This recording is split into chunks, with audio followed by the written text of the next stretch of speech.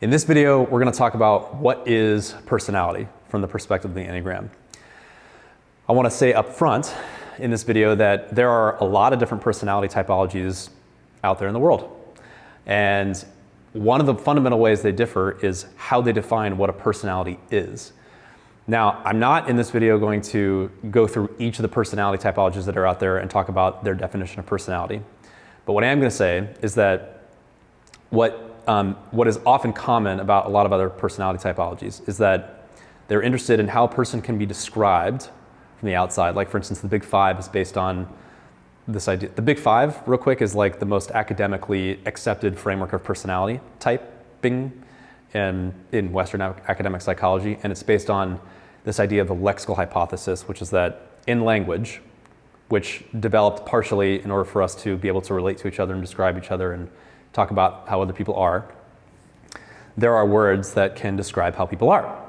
And so the Big Five was arrived at through a mathematical analysis of language that boiled all of the descriptive words possible available to describe humans down to these five kind of traits. And so the Big Five is really useful from the perspective of identifying a person's traits and behaviors.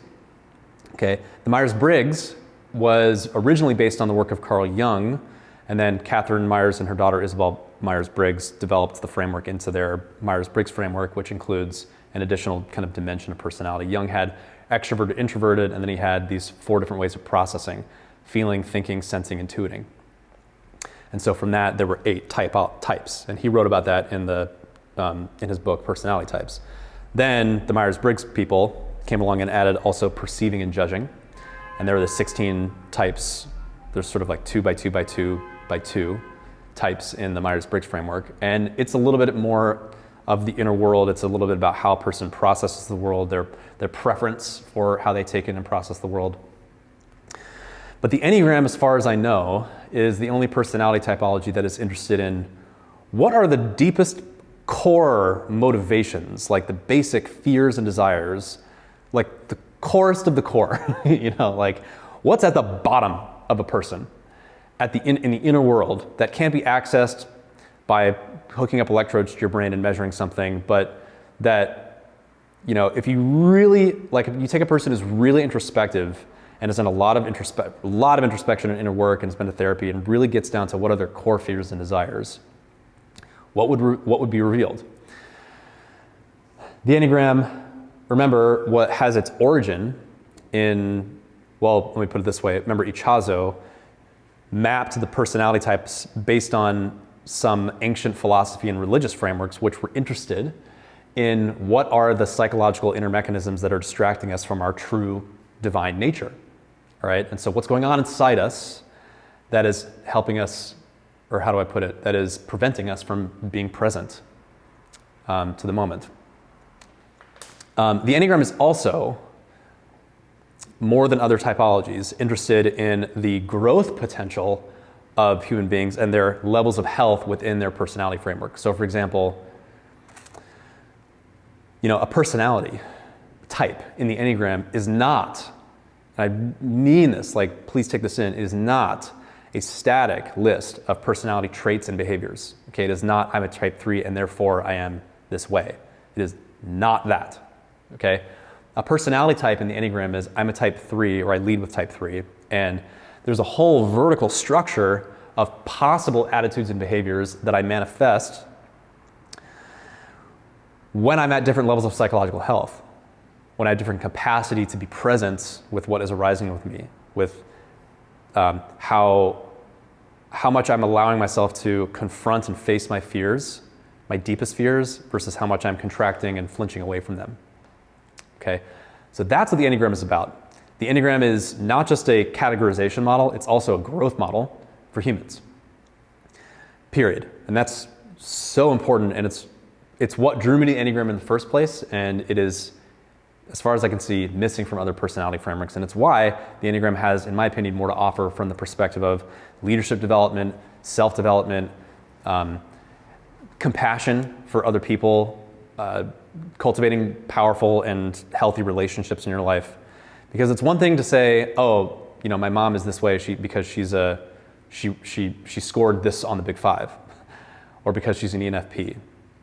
But if I understand that my mom is a 9 and she suffers in a particular way, that opens the door for a lot more compassion. Can you feel that? Just like feel that for a second. So that's what we're talking about here. So the Enneagram, in my opinion, is like night vision goggles for the inner world.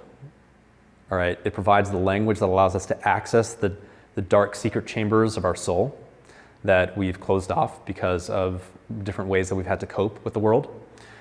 It's also a trellis for your emotional intelligence. I think it's really interesting isn't it fascinating how emotional intelligence is a spectrum? Like there's some people who are naturally very gifted and emotionally intelligent and other people sort of aren't. They're gifted in other ways. I feel emotional intelligence is very important for our world. And certainly if you're a leader in a capacity, if you're a mom or if you are around other human beings in any way, emotional intelligence is a good thing to have. But I think of emotional intelligence as a kind of, well, let me put it this way. The Enneagram is like the structure, like you know how in a garden, certain vines need to have wires for them to grow on, otherwise they'll just grow and pile up on the ground in a heap. The Enneagram is like that for your emotional intelligence. So it provides this framework for the vines of your emotional intelligence to grow on. And it's kind of like, also as a memory, you know those memory exercises where it's like, to remember a person's name, you put their name and something about them into a room in like an imaginary house.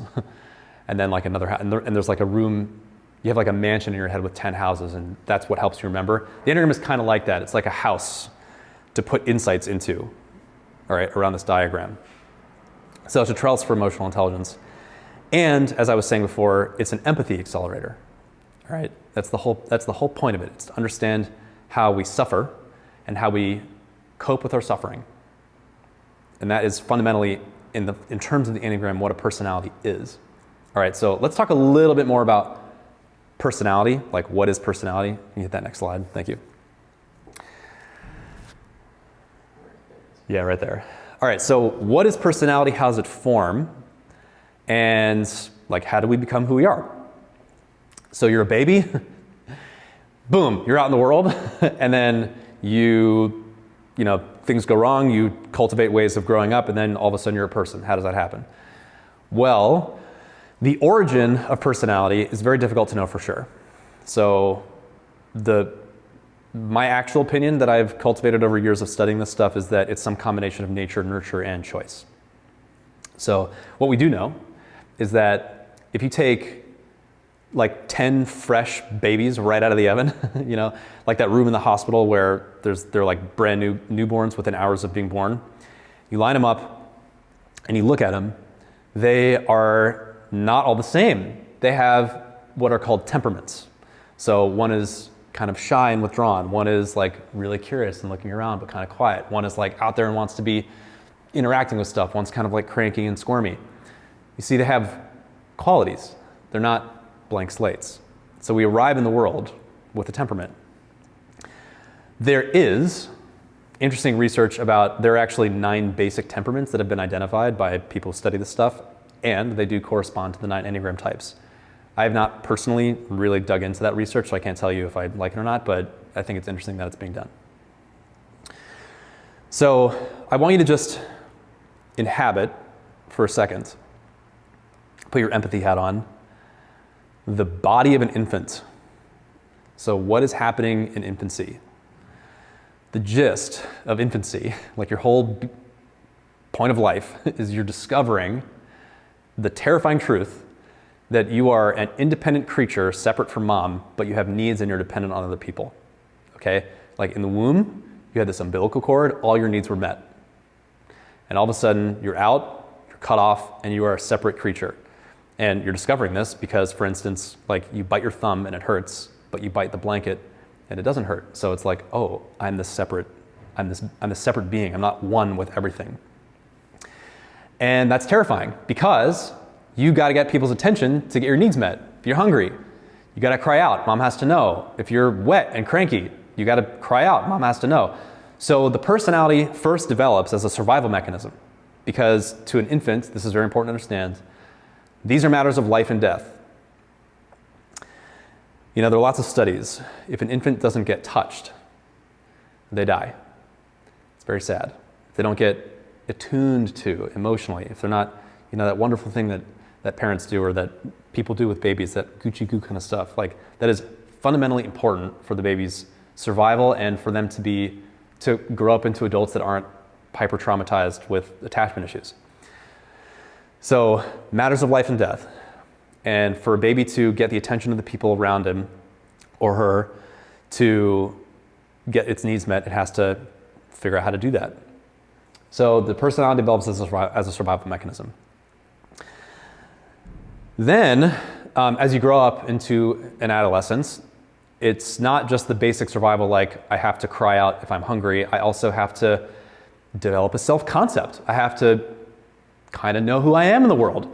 Like I'm the loyal friend, or I'm the leader of my group, or I'm the person who is like, I'm the chill one. You know, there's like some way that we, as we grow up into a person, we calcify around a particular ego structure or way of thinking of who we are. And that's a very, very important developmental step. Okay, if we don't do that, then we just get lost in the kind of diffuseness of nobodiness, and that's contrary to human nature. We develop a sense of who we are, and that forms our personality. So the Enneagram provides a structure for basically, or it reveals 9 basic structures that are intelligent strategies for getting our needs met, coping with the stresses of life, and becoming a person in the world. Okay? That's what the Enneagram is. Now, as adults, we can be more or less entranced by our personality. What do I mean by that? So, you know, you're not really who you think you are, is the point. Like, you think, maybe, like let's pretend you're a type 8, and you've developed into a person who's tough and strong and a take-charge person and independent, and you're not that person who's pathetic and weak and vulnerable and dependent on other people and stuff like that. But really, you know, you are. That's part of you. It's just a part of you that got shut out when you formed your self-concept. And anytime that part of you gets triggered, or like your own vulnerabilities get shoved in your face, or there are situations in which you feel powerless or vulnerable to being hurt, your personality activates itself and you toughen up and you protect yourself and all that kind of stuff. That's how the personality works. There are 9 different ways of doing this. I'm not just picking on the 8s. So what I mean by entranced is we think we are who we think we are. And inner work and personal growth and maturity, wisdom, arises when we question who we really are and then expand our sense of self to include all those things that we disowned in order to form a calcified self-concept. So the Enneagram's model of growth is this idea of how attached to who you think you are you?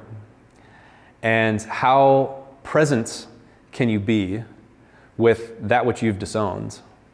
And how integrated can you be as a person? How whole can you make yourself? Versus how contracted and rigid and fixated are you in the patterns of your type? All right, and we can be more or less mature in this way as adults. So that's the point of the Enneagram, all right? And I want to make this like very explicit. Yes, the Enneagram is very useful as a way of having insight and compassion for other people. That is one of the points of the Enneagram.